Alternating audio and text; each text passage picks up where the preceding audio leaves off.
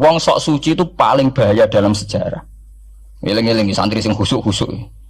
Mulane mboten iki sejarah. Mulane Kiai Memun, Kiai ngalim rata-rata gedeng santri khusuk dalam hal sejarah. Akhirnya ono kelompok sing sok khusuk, yaiku moh tukaran, ya moh partai, moh kelompok-kelompokan.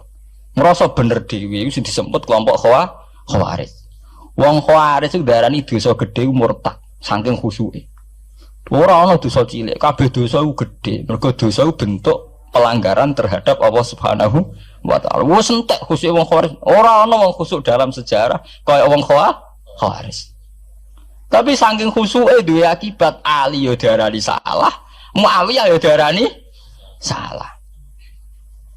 Ya kok wong saiki PKB darani salah, PKNU darani salah, NU darani salah, Muhammadiyah darani salah. Dekne mau klunak-klunuk ning kamar ora tau gawe madrasah, ya ora tau mulang ngaji. Paham nggih? Ya ora tau dadani umat, mau pertuntang-pertuntung. Iku Khawarij, ngono jenenge apa? Khawarij. Saelek-eleke partai iku sering duwe paguyuban, ngrudak-gruduk istighosah mbok gawe sekolahan. Saelek-eleke partai. Saelek-eleke ormas yo sering gerakno masa nganggo kebaikan. Tapi sak soleh-soleh wong dhewean paling klunak-klunuk. Padahal ning nggo madrasah dhewe, nek ora gawe proposal lho. Nek ora ngono donyane entek, padahal donyane mok sapi kuru entek. Iku nggo pondasine tok ora cukup. Nggo pondasine tok mboten apa? Cukup. Wes wong soleh paling apik sak donya, mulyane niat gawe masjid lho. Ndadekno pondasine tok tapa gredok ora ngarah cukup. Ada sing rapati soleh lewat partai, proposal sana sini masjidnya jadi mewah, boko duit subhat, boko haram, mbok abang, mbok ijo, bos. Akhirnya wong Khawarij gawe satu kelompok sing ngalalno darai Ali, yo ngalalno darai Muawiyah. Akhirnya matek dipateni wong Khawarij.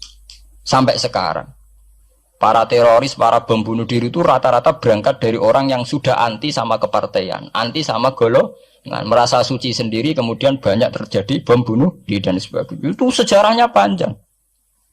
Memang samu gampang tapi urip. Sebab itu semenjak itu sudah ulama-ulama itu tidak senang sama orang yang merasa sok suci sendiri, benar. Loh, saya sering ditanya, Gus, sampean itu kan tidak berpartai. Terus kalau organisasi di Indonesia yang sampean ikuti apa? Tak jawab. Asal NU atau Muhammadiyah itu mayoritas, saya hanya ada di antara dua itu. Asal mayoritas, masih mayoritas. Soal aku tidak pengurus, memang tidak pengurus, tapi saya milih di antara NU atau Muhammadiyah. Asal masih mayoritas. Secara organisasi lah. Bahwa per detail perilaku kita karena kita punya ilmu, ya mungkin kita punya keekhasan sesuai kapasitas masing. Tapi kita harus milih salah satu NU atau Muhammadiyah. Karena ya Nabi sering pesan bahirul muslimin wa man sadza fin nar alaikum bil jamaah fa inna yadawahi ma'al jamaah wa man sadza fin nar. Kamu harus ikut kelompok mayoritas. Kamu enggak boleh hidup sendiri. Wa man sadza fin nar, yang merasa benar sendiri masuk neraka. Ya kan itu tadi, ada madrasah karena dibikin kelompok NU. Nanti ada sekolahan modern yang menjadi izzatil Islam wal muslimin melawan wong Kristen atau wong fasik, ya sekolahan Muhammadiyah. Ngerono madrasah, ono turutan, ono lagar penceng, jasane wong ono sekolahan sing iso bersaing mbek non muslim wae Muhammadiyah. Ya itu saja kita. Karena kalau tidak direduksi begini, kita akan ikut kelompok-kelompok kecil yang merasa benar sendiri. Misalnya kelompok-kelompok yang kecil-kecil sing aneh-aneh. Itu kan mereka lebih orisinil. Tapi orisinil kelompok kecil itu luwih ngeri. Misalnya kayak kemarin ada kelompok An-Nazir. An-Nazir mungkin dia bisa ngepas no dawe Nabi yang sing rambutnya diping lho.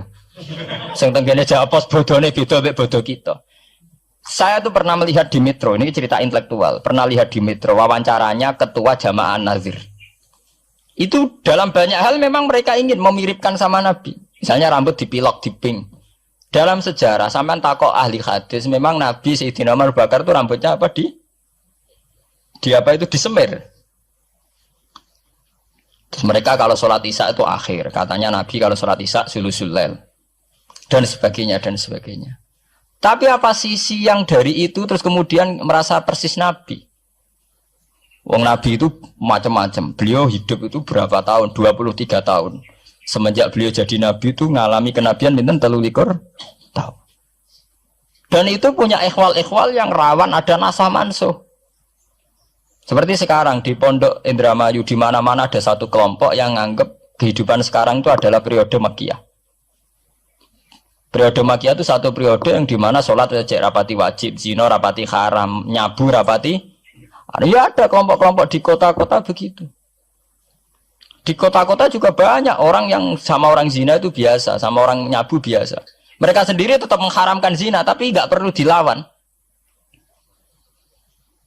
Sehingga polemik ketika FPI begitu ada yang mengatakan periode sekarang itu mirip Makkiyah, di mana kemungkaran nggak perlu dilawan, yaitu bil hikmati wal mau'izatil hasanah.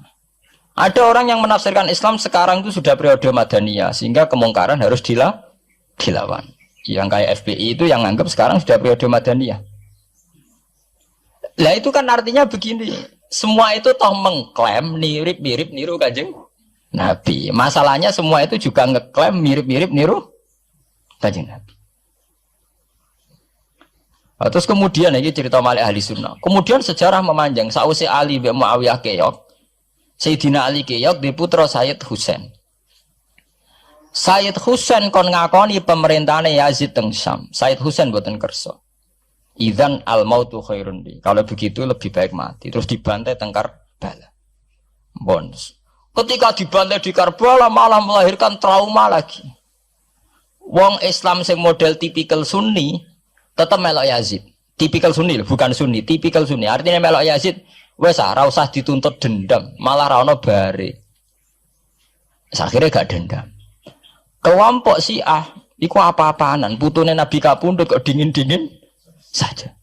Kudu ono revolusi, akhirnya revolusi. Ngelahirno kelompok Syiah kanthi sak mangke. Karena kelompok Syiah itu berangkat dari tragedi Husain, semua penanggalan Syiah mengacu 10 Muharram di tanggal kabudute Sayyid Husain, dan revolusi Syiah selalu mengacu kebangkitan Sayyid Husain. Nah ahli sunnah mulai dulu karena melihat fenomena semua macam-macam wis pokoke kaya wong Indonesia saiki. Tenan mboten derek-derek iku mulai dhisik. Bon, begitu terus sejarah sampai lahirnya sejarah intelektual.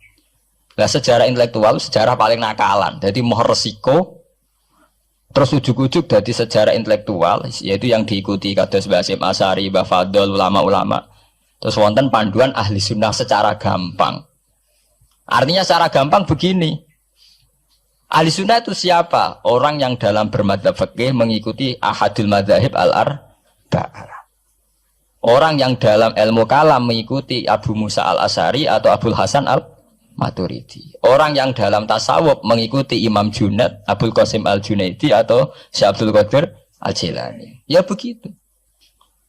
Tapi kan mereka-mereka yang jadi panutan kita kan orang yang baru datang kemarin.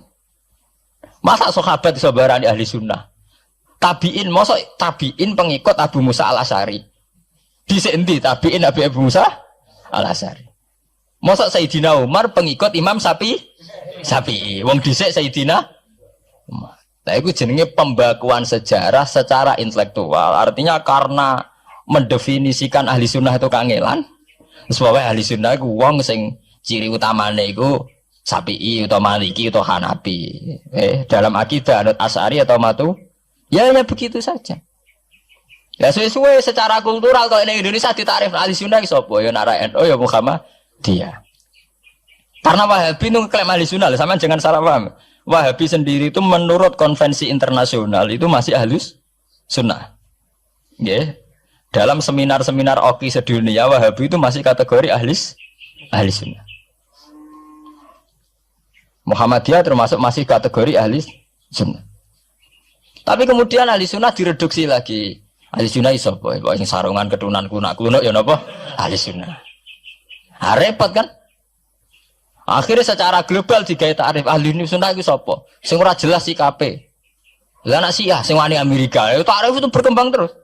Kok kebetulan Syiah diwakili oleh Iran, mulai dhisik ciri utamane Iran wani Amerika. Enggak dong, Iran nate dipresideni Shah Iran. Shah Iran itu Pahlavi. Pahlavi bonekane Amerika. Terus digolengno mbek monarkine Khomeini mbek Ali Syariah. Semenjak itu Iran identik mbek wani Amerika dimulai zaman era revolusi sinten Khomeini. Bakdo niku Rafsanjani nggih masih wani Amerika. Terus sama kayak Ahmad bin Nejat nih. Mulai riyen Iran mau di ciri khas sebuah negara yang wani napa? Amerika. Wani tenan Bores pokoknya jadi sejarah. Dene wis duwe sejarah ciri khasnya wani napa? Amerika. Nah, sesuai dadi takrif. Pemerintahan Sunni piye? Sing balane Amerika, lha Arab Saudi balane Amerika. Lah sing Syiah sing wani. Lah sesuai tarife sampean misalnya Amerika runtuh sing kuat Cina. Lah itulah kehidupan intelektual. Kehidupan intelektual itu akan selalu berkembang. Dan kita sebagai ulama, sebagai orang yang ngerti Quran harus membaca itu terus fenomena itu, fenomena pergeseran-pergeseran itu. Lah sampean nak menangi lah jenenge kiai ra ketunan koyo muruah. Ya menangi ketika ra ketunan dimulai tradisi PBNU sing tukang kiai desa mesti anak buahe PBNU. Lah genge sing Jakarta ora tau ketunan, kewapok. Lah takano Mbah Sagur, jenenge riyen kiai jajar wong wedok UF. Suwe-suwe wala-wali zaman ketuane kiai rak PBNU. PBNU ne jajar-jajar Megawati. Sering metuki samu wedok do salah, nyoro sing kiai desa. Dikritik ke atasan, ra dikritik keyakinane dekne ora pas kiai jajar wong wedok ora lara. Ya itu zaman mesti begitu. Kiai desa ngrasa nak lunga ora ketunan UF, ketuane kiai ning Jakarta, ora ana sing ora ana sing ketunan. Cara desa kiai jagoan mbek wong wedok iku ketuane kiai sini Jakarta. Ya ora trimo jagongan, koalisi. Ya itu kehidupan intelektual. Kita harus lapang dada berani membaca itu. Itu fakta. Kowe ora usah dadi khawarit karena kecewa terus dadi napa? Khawarit.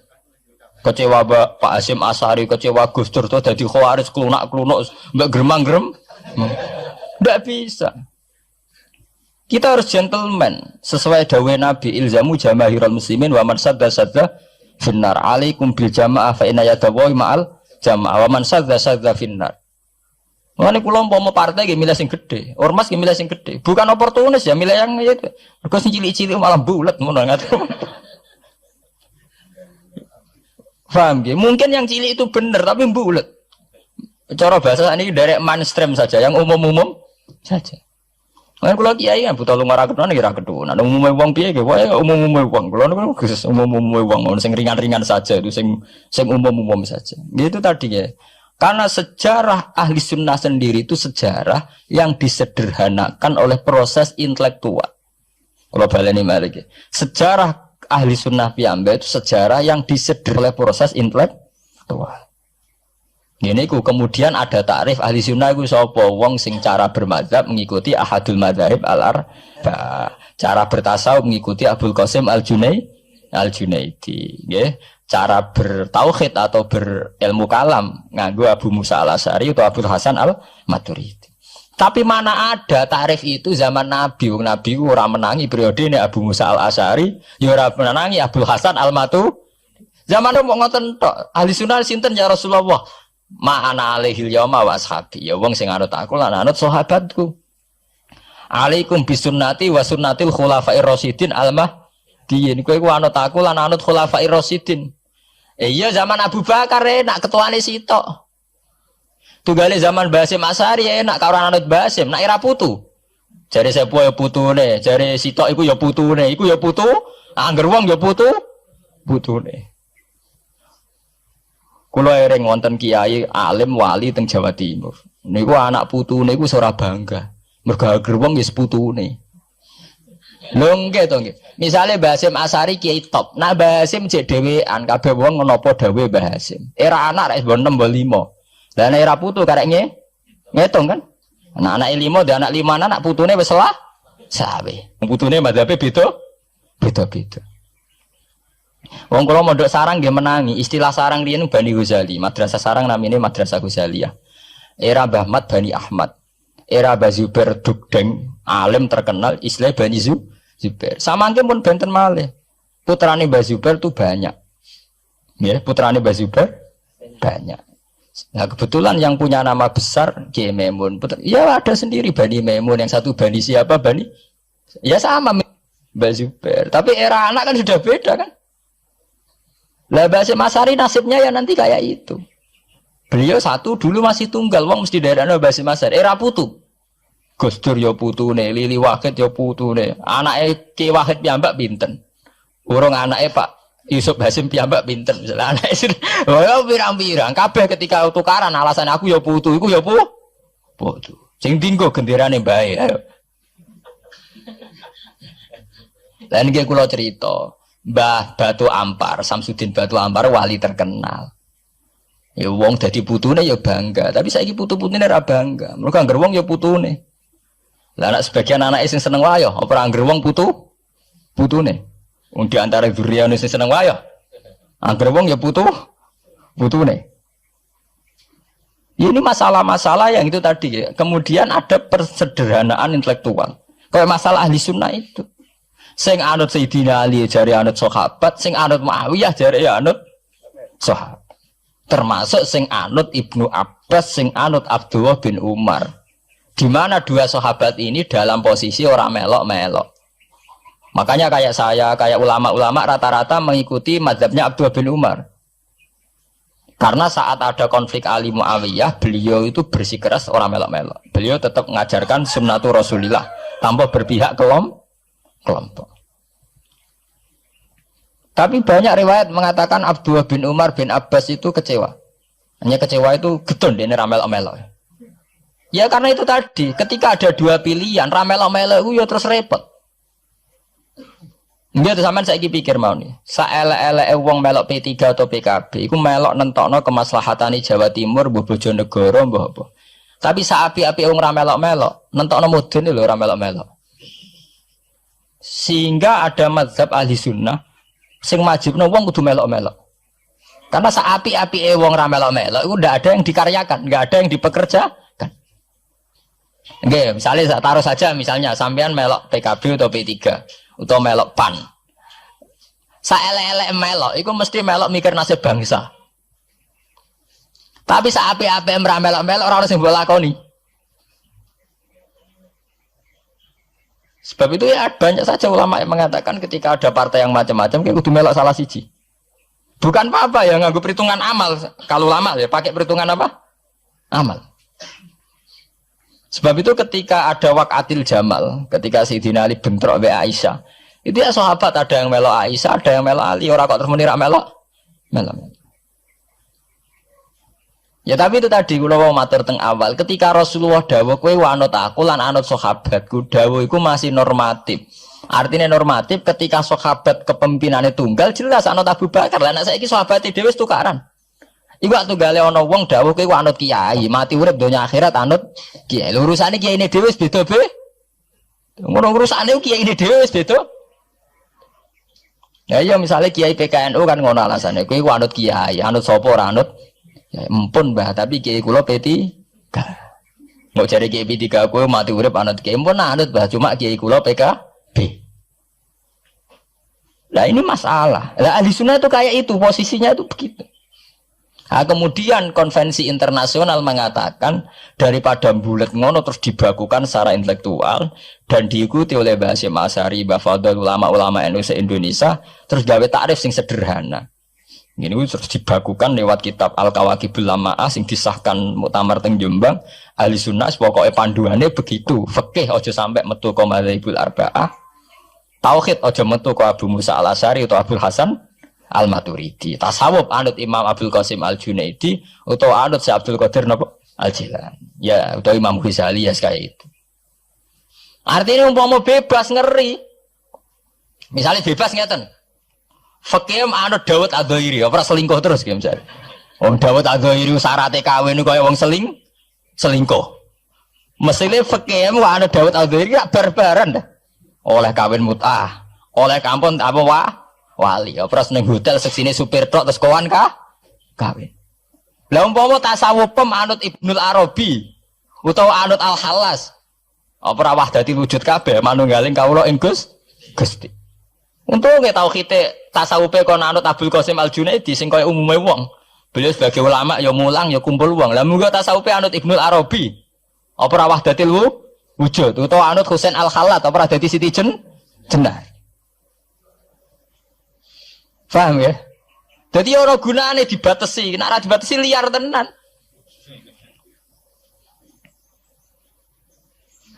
Paham gak? Ini masalahnya bandingannya ekstrim. Misalnya fakih kok kowe anut Dawud Adzairi, Kaya apa? Nak kenaan ngomong sing mut'ah.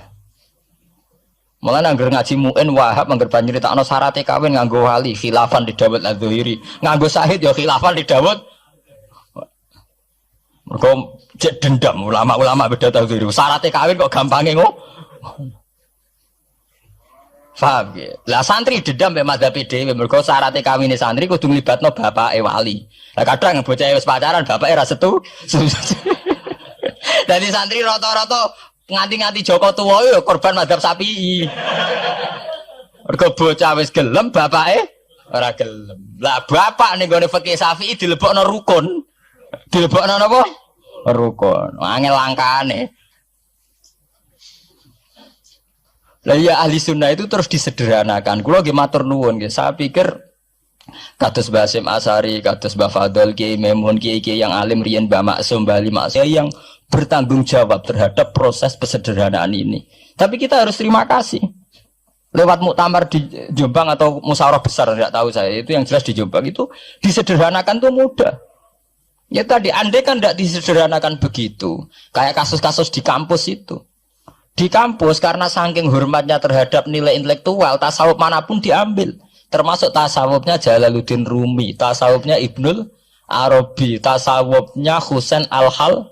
Nah, sehingga mereka enak saja wae Jumatan untuk nganggo tarian, jenis tarian Rumi, gak usah Jumatan. Kok tarian Rumi ya ibadah, Jumatan gini apa?